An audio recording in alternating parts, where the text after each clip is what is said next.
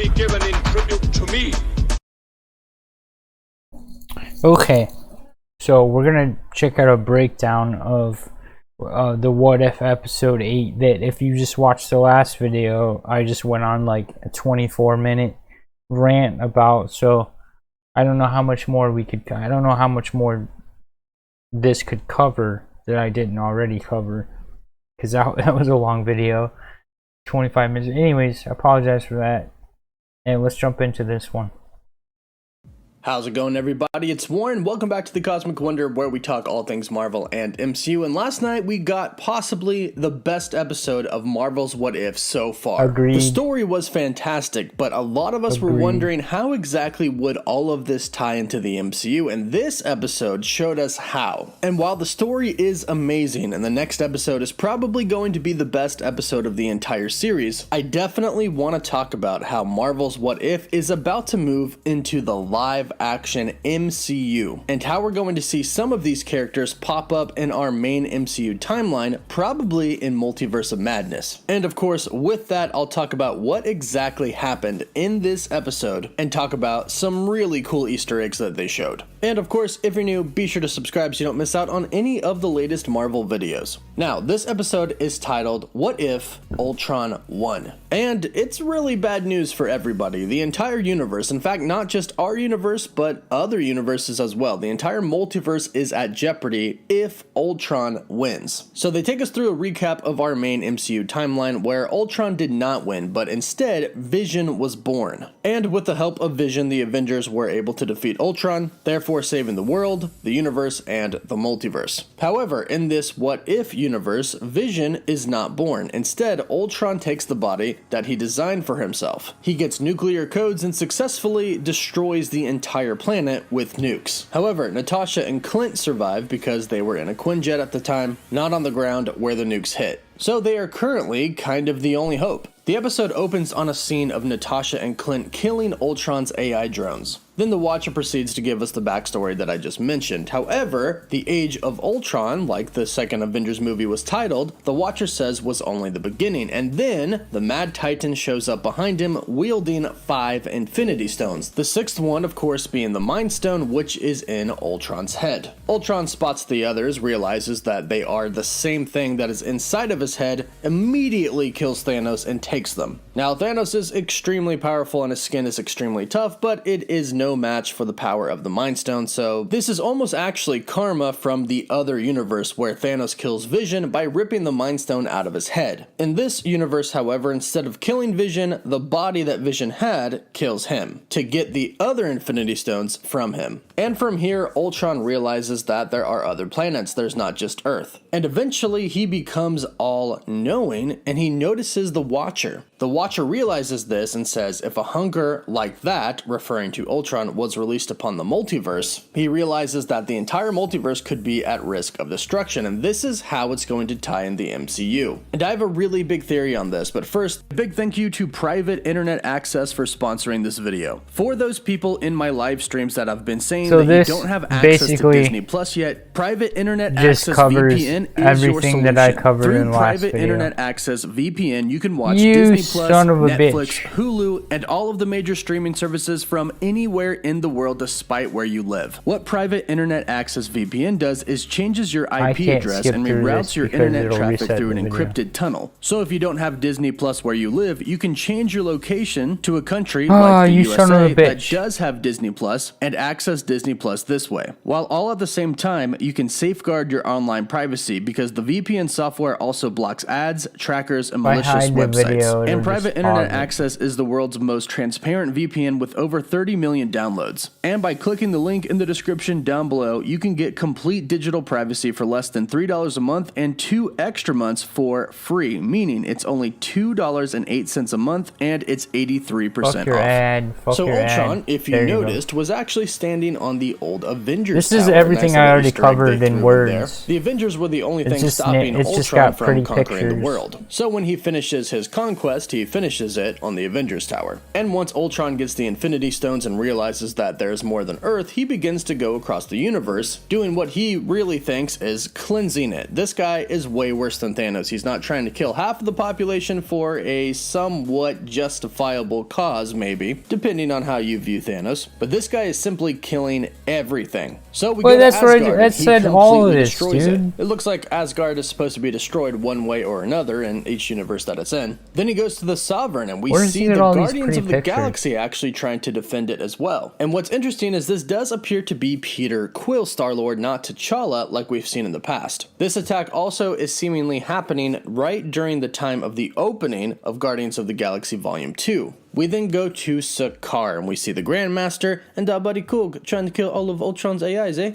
Unfortunately, they are unsuccessful, and Sakaar goes down as well. He then takes out Ego, with ease I might add, and then heads to Xandar. And if you slow some of this down, you can see some of the people scrambling. Some of those people are a part of the Nova Corps. And yes, some of those people may look like the character Nova, but remember, all Nova Corps wear that helmet. Now, he doesn't have such an easy time with Xandar because Captain Marvel shows up. And if there was really anybody who had a chance to stop Ultron, it would be Captain Marvel. Unfortunately, she is unsuccessful, and Xandar goes down. So Ultron eventually destroys the universe, and he's kind of heartbroken, like the Watcher says, because he realizes that his purpose is fulfilled. He is no longer necessary. However, as the Watcher narrates, we realize that Ultron becomes aware of the Watcher, and the Watcher says that Ultron ascends to a previously I just gotta say, I've seen this dude.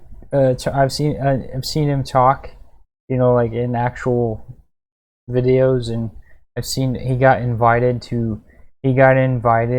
by Marvel or whoever to go to movie premieres before. So he's clearly on the side of liking Captain Marvel.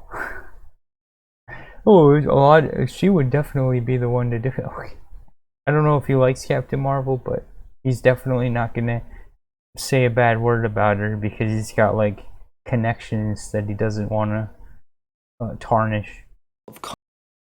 Consciousness. And this is what allows Ultron to actually become aware of the Watcher. And this freaks the Watcher out because he has seen everything in every universe, but he could not see this. And it startles him to the point to where he actually says, "What the hell is this?" And this is where things start to get very, very big and important, not just for the What If universe that we're watching, but for the entire multiverse of the Marvel Cinematic Universe. And the Watcher actually realizes this, and something you have to take into account is that Marvel Studios, the producers at Marvel Studios have said that What If does connect to the MCU. And our question was always, how? But this episode helps us answer that a little bit more, and the answer is the Watcher. The Watcher has been established in the MCU at this point as the person who watches over the multiverse, not just one universe, but the multiverse. And they have said that this does take place inside of the MCU. That means the Watcher is indeed real in the main sacred timeline. That means that in the universe that they are currently in, where Ultron is threatening the multiverse, he's actually threatening our sacred timeline as well. And we see that threat become a reality because Ultron actually breaks through his own universe's barrier and he jumps into the multiverse and attacks the Watcher. Ultron just went from despair and having no purpose anymore to having a brand new destiny, destroying the multiverse. And when he finally finds the Watcher says, "You do not have to do this," but Ultron says, "It is my purpose." And from here we get an incredibly epic fight, and I hope we get something very similar to this in Multiverse of Madness because this was insane. Now the only hope for the multiverse at this point in time is Natasha and Clint, and they search for the files of Zola. We know that Zola is now an AI, and pretty much the only chance of wiping out Ultron. And as they head to Siberia, Ultron and the Watcher go at it in an epic multiversal fight. Now, as the Watcher and Ultron fight, we hear a really cool statement that has a lot of implications towards the future of the MCU. The Watcher says,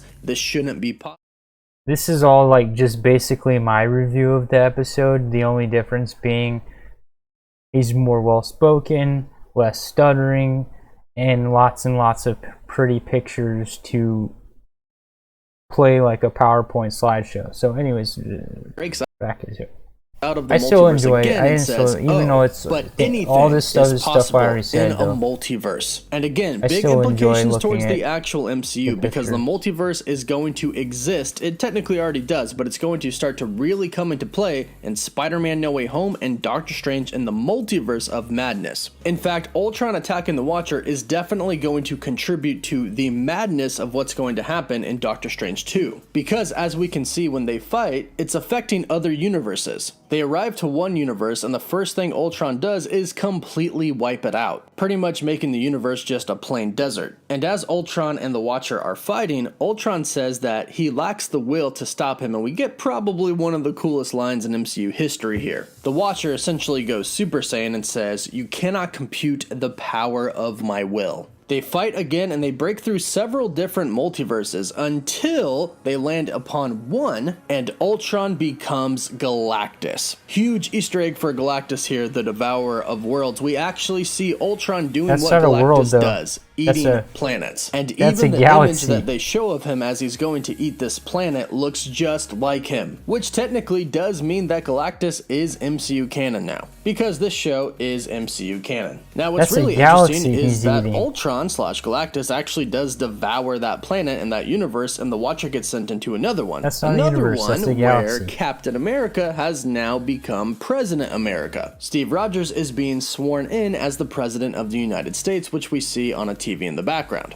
Whatever universe this is, I definitely want to see in live action, but then Ultron attacks the Watcher, and immediately when he smashes him, the universe shatters. We're then taken into a universe where they're at Wakanda, in which that shatters as well, turning into a universe where the Skrull are, but of course another punch means another shatter of a universe. And here's where Ultron drops the line that is going to affect the MCU. He says, "The boundaries of the multiverse are irrelevant to beings like you and me." The Watcher then runs. He hides himself in a different universe. But we find out that Ultron now has full control over the ability to jump to different universes and monitor the multiverse. And this is the ultimate threat, which is why the Watcher goes to our previous friend, Strange Supreme, who has been trapped inside of that crystal ball this entire time. This answers the question that a lot of people had. Was he dead? Did the universe completely cease to exist, or is he trapped there? As it turns out, he is trapped there. But the Watcher went there for a specific reason. He needs his help.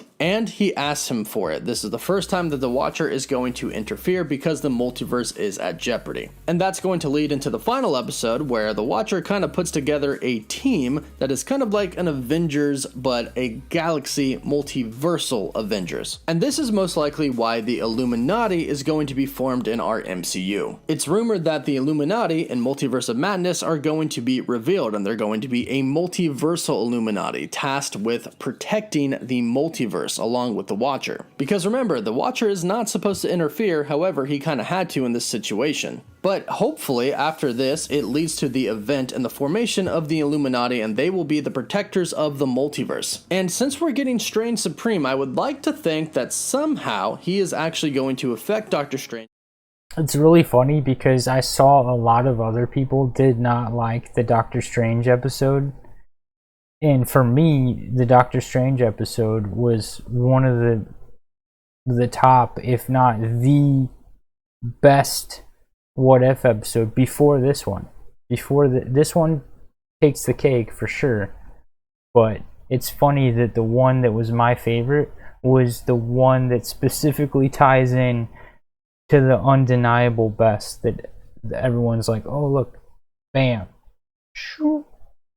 Anyways.